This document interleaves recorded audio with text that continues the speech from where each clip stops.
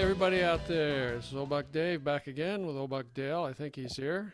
Yeah, You are here, standing right? by. Yeah, we're There's old Buckdale. heating up the coffee, pouring it out here, putting a little cream and sugar in, or at least cream for me. Anyway, welcome back. Good to be back again. Everybody else, grab your beverages and let's sit down and see what's going on today. Just a heads up that there are potentially some adult topics that are going to show up here. I think they'll be fine. I I think think they'll it'll be be fine. okay. The old Bucks. We're cognizant of all that, and anybody listening, we hope we give them a good tip, or give them something to think about. Anyhow, Moving right along. Hey, listen, you talked about your wooden watch last time, I sent and you a you picture, didn't I? Send you a picture you of that. did send me a picture. That was nice. I was pleasantly surprised. That was nice. Did you know there was such a thing? I didn't. I didn't. Now I do. Like I said, if there was such a thing, you'd be the one to get it. You did. But Well, I so, told you so why, because of the weight. because of the weight, and I still don't understand. Like you got like I a just, ray gun arm, or what's going on I there? just cannot. I cannot tolerate the weight of a metal watch on my arm. It just makes it does something to my electrical field there or something. It makes the whole arm just feel numb. I mean, it's just irritating. So I can't It's wear a kind of heavy watch. that's like reminiscent of Better Call Saul. Did you ever watch that? His brother, Yeah, yeah. Saul's brother. Well, I do wear. His problem was a little worse than that, apparently. I do have an aluminum watch. Okay. Yeah, an aluminium So what else is? So watch. what's going on with the wooden Well, watch anyhow, I anyway? told you about the watch, and I showed you a picture of it. You And showed me a picture. I'm going to give a heads up to any adventurous listener who may want to give that as a gift. It wasn't that expensive. It would be a novelty for sure. I'll tell you my experience with it. I was very pleased when I saw it. It looked exactly like the picture. And I put it on and I pulled the little plastic tab that holds the stem out. You see them when you get a new Yep. watch. And The anyhow, it starts it. So you push start the the stem in battery. and Yeah. there you go. Connect the battery. Man, and it starts ticking and I'm all excited. And the first thing I did is took a picture of it and sent it to you. You did. So I did. And it lasted for 15 minutes. No, really? Yeah. That's it? No, it went for 15 minutes. And then, of course, that meant play. I mean, we need the proper music to introduce. And then Doctor when it stopped, yeah. Doctor Dun, dun, Tinker dun, comes out. dun. Yeah, Dr. Tinker got his box of tools out. Oh, jeez. And in less than 15 minutes, I had the back apart. And it truly was made of wood. It had little tiny wood screws. And it has a very standard Japanese movement, probably in all the little fancy watches that you see. Uh, in the stores you go and you see like the good watches inside the case and all those other ones all over the place. Yeah, that's the Yeah. movement. That's the Okay. movement. It's in it. That's All right. So all right. we agree. It's a wooden watch. It's a wooden And watch. the battery, I know exactly what to do. I knew how to put a battery in. So I put it in it and it started up. It worked fine. Then I decided to take a link out of the band. And this is where I think you should get a professional. But you didn't. I did. I mean, I was bound and determined to try it. Oh, And they sent you a little tool, a very strange little tool with a little tiny pin on one end. And they told you specifically you could only push from one side. Well, I wondered about that. And lo and behold, applying pressure as directed, so it's a pin plucker. it actually snapped out Uh-huh. and it comes apart. And I looked at this thing and I said, the effort they put into this to design that pin I'm pretty sure we just lost the last Vixen out there. Sorry. on little tiny wooden things, I gave them 5 stars for just I, the band yeah. at Nice. least. So any Okay. listeners out there, the old Bucks always travel in the different directions now and then. And my advice to them is if you want to give it as a gift, it is a novelty, cute gift. It might not have the ability to withstand a baseball game. Or yeah. don't wear it while you're fishing or something, I suppose. But So you got a uh, Woody and you're happy with it. I do. I Okay, do. perfect. So, speaking of that, So anyway, that's my watch story. that's your watch story. Okay, that's your That's wooden my watch watch story. story. All right. Speaking of Woody, Dale gets a Woody. you were going to tell me about a Pee Wee Herman update too, keeping on that Yeah, same yeah. theme here. That's now. If our listeners, our normal listeners, would have heard that other, you know, I admired his innovation and creativity, and I just thought he was maybe laying low. I thought maybe he was kind of quiet, and there wasn't much happening. Then I heard something about him being a radio disc jockey for a day. He got a chance to do that somewhere. And I said, man, it'd be interesting to talk to him, ask him what made him think of those things. And because no one's ever duplicated Pee Wee Herman. I mean, He's one of a a kind character. for sure. Yeah. Everything about that guy was so unique. And I just, I said, well, I wonder if the two old bucks could, if they'd give us a call. Well, I did a little Googling, and basically, he's a busy fellow. He is much more in demand than I thought.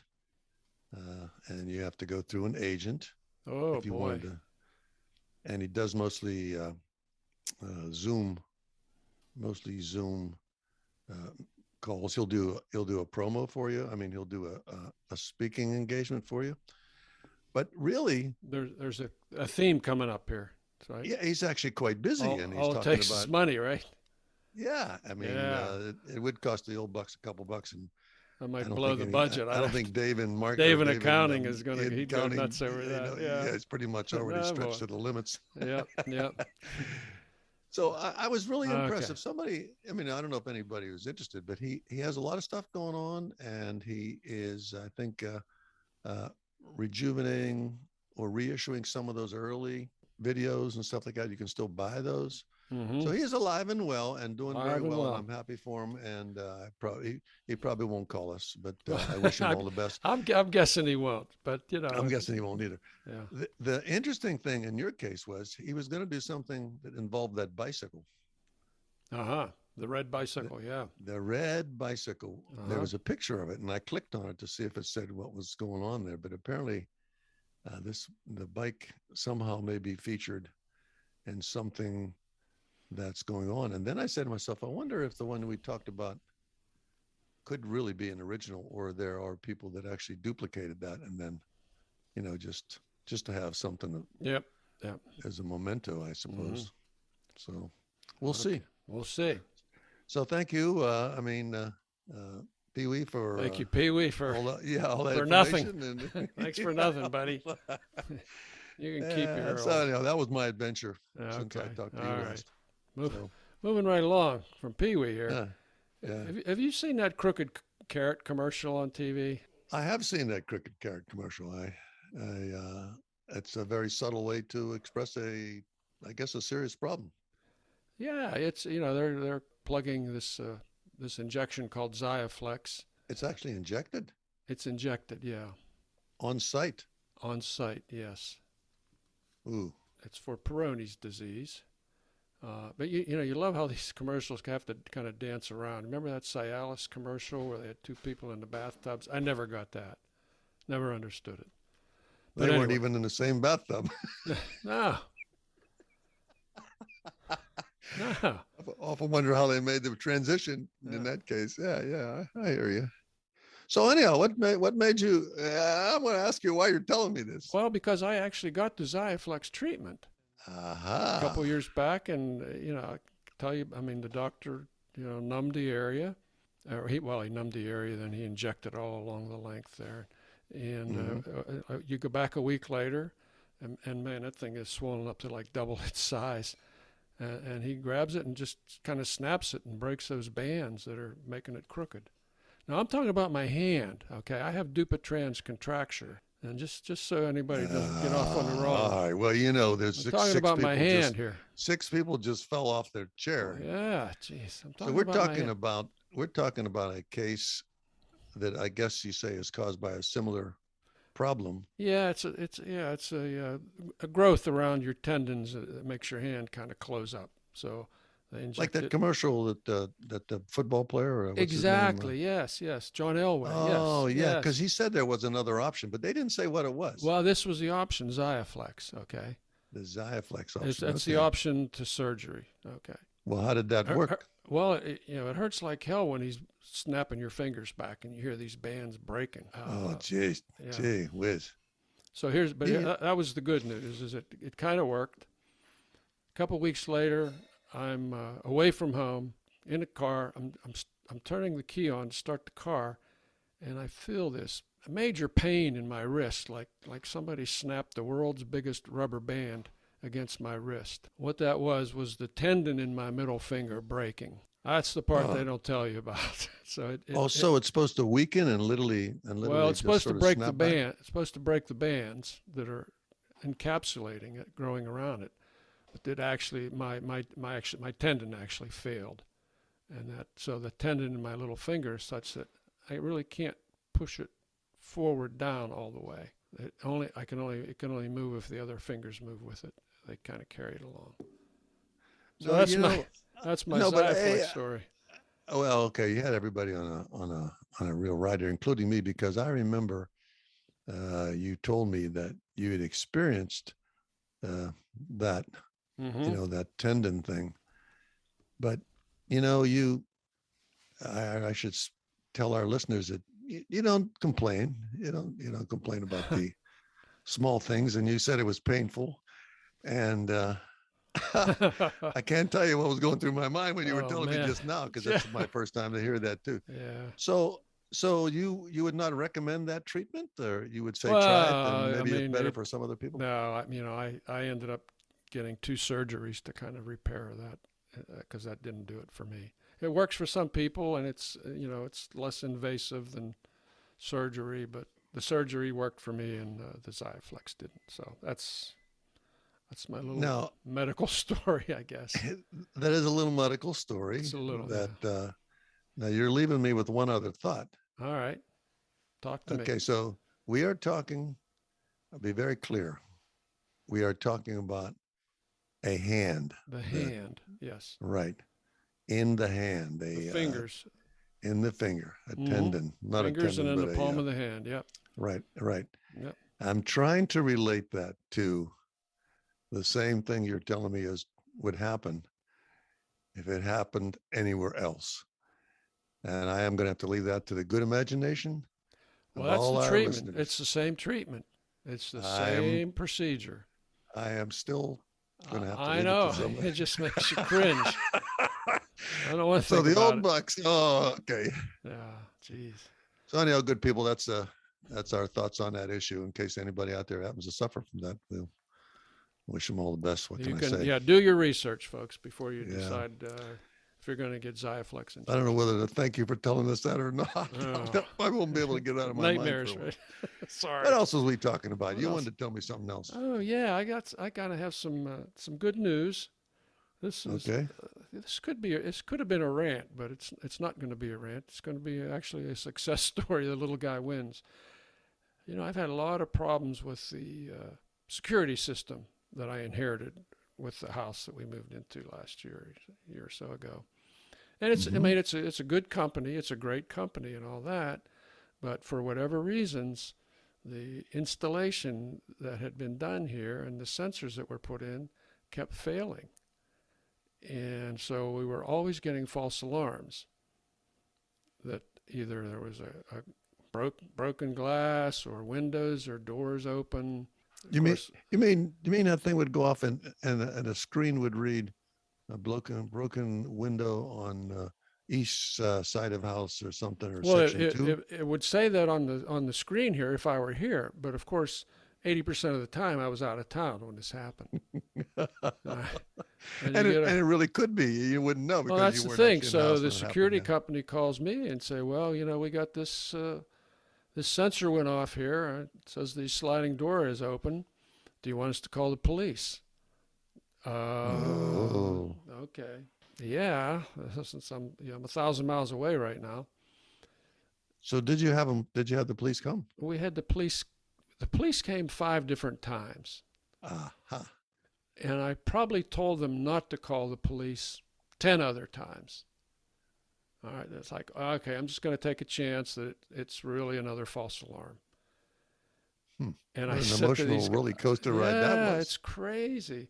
And then I said, look, folks, you got to let me out of this contract. It's a bad system, okay? And they said, oh no, you got to give us another chance to fix it. Okay. So another service guy shows up, and he finds a bad sensor. He says, well, that was your problem. He says, it wasn't the other. It was this sensor here, and it's all fixed now. 2 nights later, 2 a.m., 3 a.m. The sensor went off. The Again, alarm this went is all off. being done remotely, right, Dave? You weren't actually Well, standing in front of the guy. this time I was home, fortunately. Oh, Okay, okay. because every time they do something, I'll use the system and see what happens. So, and I called him again. I said, "Come on, guys." And I finally got somebody. I got a sympathetic ear, and the guy said, "Okay, I'm going to write all this down, and we're going to appeal to the regional authority or something like that." And he said, "If you don't hear by next Wednesday, you call us back here, and we'll tell you." So I didn't hear, of course. So I called him back, and I get another guy, and he says, "Oh yeah, yeah. The ruling was too bad. All right, you're not getting out of the contract." I said, "Well, who can I talk to? Who can I appeal this to?" He said, "There's nobody you can appeal this to." I said, "I want to talk to somebody. You got to give me the name of somebody higher up that I can talk to this, talk about this." So, and the guy said, "There's nobody you can call. Ooh, There's nobody you can call." And he kind of said it with it a makes me smirk. angry when they say that to me. Yeah, he just did the wrong thing. So just totally incidentally, I get a mass email from this woman who's vice president at this company, kind of wishing everybody a happy Thanksgiving. Like, oh, okay, here's a name. With a little bit of stealth, I figured out her email address, and I just sent her an email saying, "Look, this is what happened. This is how many times the police came. This is how many different sensors have failed. I've asked to let out of the contract. You guys tell me I can't get out of the contract. The last guy told me there's nobody you can talk to about this." Now, I'm thinking, And I sent her the thinking to email. myself while you're saying this, you Yeah, used all your writing skills, right? such that they are. I did. You crafted a It very was all. I mean, I didn't make anything up. It was just true. It was all true. And I said, "Look, it's in your records. It's all, and you guys, it's all. You have every record of every incident, all the times the police came, all the times I had to send the police a check for a false alarm." It's a half hour later, I get an email from the company saying, "Your contract has been canceled. We're done." So the little guy finally won one. well, I'm You happy believe for you. I that? mean, I'm happy. Yeah. Yeah. Yeah. Tell me, in a situation like that, um, the police actually do bill you if they respond to a location that a Well, false alarm? it varies from place to place. Here, the police on the third false alarm, they start billing you $50. Okay, Hmm. and I had five false alarms. I, So I know that's not funny, but it reminds us of the earlier things that we talked about. When you're dealing with some of these companies that are so big and just they just don't have any mechanism to kick it up a notch when they see an actual problem. yeah, and Even if again, you're it's a big company, and it's a good company. It's a leader in the field, so I'm not knocking the company, but it just there was some communications breakdown here at kind of the local level that allowed all this to happen and not get resolved right. I'm saddened that there's an individual somewhere in the chain of command that would be that unsympathetic, say, let me look into it, or let me see if I can do something for you. There's Uh, nobody you can there's call. nobody you can talk to. Like, I okay. hate that happens when you're in a hospital too. Say, what's the diagnosis? Can somebody tell me? There's nobody you can ask. Yeah. Yeah. So All right, but okay. that's Well, kind well of done. Well that's a done. success story. So I'm happy that I've actually had a couple success stories. We'll talk about another one another time. So I hope the listeners picked up on how you did that. You just looked for a clue and got to the right person. So Yep. No, you can't hide out there anymore. There's no place to hide. yeah. Speaking of hiding, are you still hiding in cigar bars? Scovar? Who? Cigar No. bar. Oh, Cigar bar. you You're in you Sweden, buddy. What are you talking about? No, no, cigar bar. you're talking cigar. Yeah, Oh I know you're yeah, an aficionado. I know. I told you that I was telling you about that to our listeners. You know, there's certain little things I would say that Dave does that I don't do. He likes to ride and he knows about bikes. And every now and then, I enjoy a good cigar. You I do. enjoy. I do enjoy a I've good cigar. watched you enjoy them. Yeah. Yeah. I mean, nothing. Not an obsessive habit. It's too expensive to be, Yeah. go overboard with cigars. Yeah. But over time, you start finding something that finding ones that are different than others, and but over time, I tapered it way back until one day I said, "Boy, I could enjoy a good cigar." It just gives me maybe 30 minutes and do the puzzle or think about other things for a few minutes and wonder about life. But I just wanted to give a shout out to any cigar aficionados that may be listening. There's a cigar called a Tatascan, Tatascan, Tatascan. It's got a Connecticut wrapper. It's a very mild, smooth cigar.